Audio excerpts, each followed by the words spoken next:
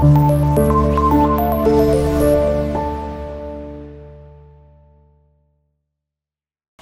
Class, अब हमने start करने हैं question number 5. So give a glance towards your book and I will be reading aloud the statement of the question number 5. What challenges did रसूलुल्लाह सल्लल्लाहु अलैहि वसल्लम faced in proclaiming the oneness of Allah सुब्हानहू व तआला, तौहीद and the unity of Mankind.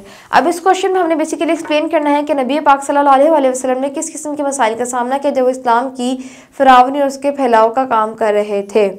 Okay class, अब हम अपने क्वेश्चन नंबर 5 के आंसर को देखते हैं. So, the pagan Arabs turned deadly against him, sallallahu alaihi wasallam, and his followers were pressured and threatened. He, sallallahu alaihi wasallam, was threatened by delegation that was sent to his uncle Abu Talib. आपको याद होगा हमने जब passage पढ़ा था तो मैंने आपको बताया था कि नबी पाक सल्लल्लाहु अलैहि वसल्लम को इस्लाम के फरावनी से रोकथाम के लिए उनको डराया धमकाया जा रहा था, और उस डराने धमकाने के सिलसिले में उनके पास एक वफ़द भेजा गया था. वफ़द उनके पास नहीं, उनके चचा अबू मुतलिब साहब अबू तालिब के पास भेजा गया था, और कि वो अपने भतीजे को समझाएं कि वो इस्लाम की रोकथाम मत करें और उसको बंद कर दें. ठीक हो गया class, question number 5 is done. Now let's move towards the question number 6. So give a glance towards your book first class. और क्वेश्चन नंबर 6 पढ़ते हैं क्या. इन व्हाट वेज डिड रसूलुल्लाह सल्लल्लाहु अलैहि वसल्लम elevate mankind to a higher level in both spiritual and worldly domains. ठीक हो गया. अब इस क्वेश्चन में बेसिकली क्या पूछा जा रहा है, इसमें ये पूछा जा रहा है कि नबी पाक सल्लल्लाहु अलैहि वसल्लम ने किस तरह से मैनकाइंड का, ह्यूमैनिटी का, इंसानियत का रुझान बढ़ाया, उनकी लेवल को इंक्रीज़ किया. ठीक है, उनको बुलंद और आला मुकाम पर सरफराज किया in both spiritual and worldly domain, बहुत रूहानी और दुनियावी डोमेन्स में उन्होंने इंसानियत को रुझान किस तरह से बुलंद आला मकाम पे लेके गए. अब हम इसके आंसर को रीड करते हैं.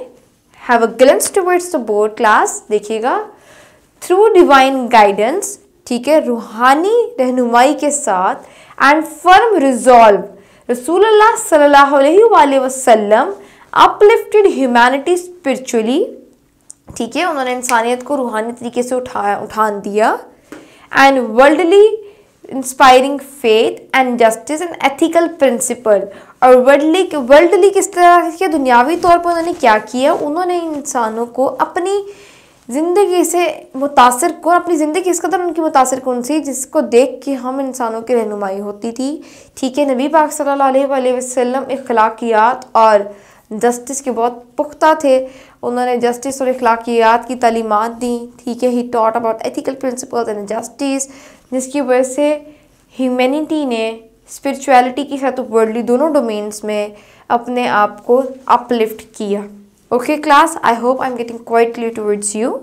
Let's move towards question number 7. So give a glimpse towards your book class. I will be reading aloud the statement of the question number 7.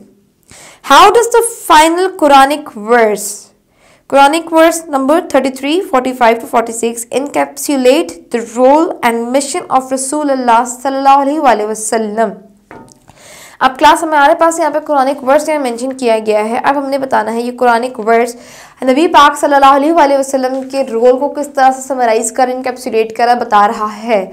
So let's move towards the answer of this beautiful question. So class, अब हम start करते हैं question number 7 के साथ. अभी मैंने आपको question number 7 के से क्वेश्चन एक्सप्लेन किया था कि हमने नबी पाक की लाइफ को इनकैप्सुलेट करना है. So now let's move towards the answer. As you can see, the final Quranic words encapsulate the role and mission of Rasulullah sallallahu alaihi wasallam as a witness of oneness of Allah and as a bearer of good news and heaven for believers, as an invite towards Allah's will. ठीक हो गया class. इसमें basically बताया जा रहा है रसूल अकरम सल्लल्लाहु अलैहि वसल्लम के रोल को, उनके मिशन को, कि उनका क्या मिशन था, कि उनका मिशन था वननेस ऑफ अल्लाह को बारे में बताना. खुशखबरी देने वाले शख्स थे, वो खुशखबरी लेके आए हमारे लिए. ठीक है, और जन्नत का पैगाम लेके आए बिलीवर्स के लिए, उन लोगों के लिए जो इस खुशखबरी पे अमल करने के लिए रजामंद हैं. ठीक हो गया जी. अब हम मूव करते हैं क्वेश्चन नंबर 8 की तरफ. सो give a glimpse towards your book class. I will be reading aloud the last question of a chapter. How does the author view the pre-Islamic Arabs? Write down the example and evidence supporting your inferences. Okay ji class, अब इसमें हमारे से ये पूछा जा रहा है कि जो ऑथर जो है हमारा इस बुक का, वो किस तरह से रिव्यू कर रहा है, ये व्यू कर रहा है अरब्स को, प्री इस्लामिक अरब्स को। प्री इस्लामिक अरब्स वो हैं जिन्होंने इस्लाम कबूल नहीं किया था, इस्लाम के नज़ूल होने से पहले के जो अरब्स थे उनके बारे में हम बात कर रहे हैं।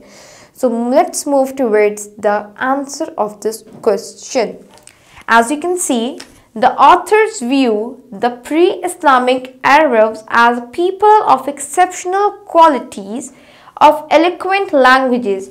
मैंने आपको पहले भी बताया, हमारे चैप्टर्स में मेंशन है that Arabs were very eloquent in the languages and they were having very sharp memories, ठीक है। But author also views them as people morally corrupt and misled, ठीक है।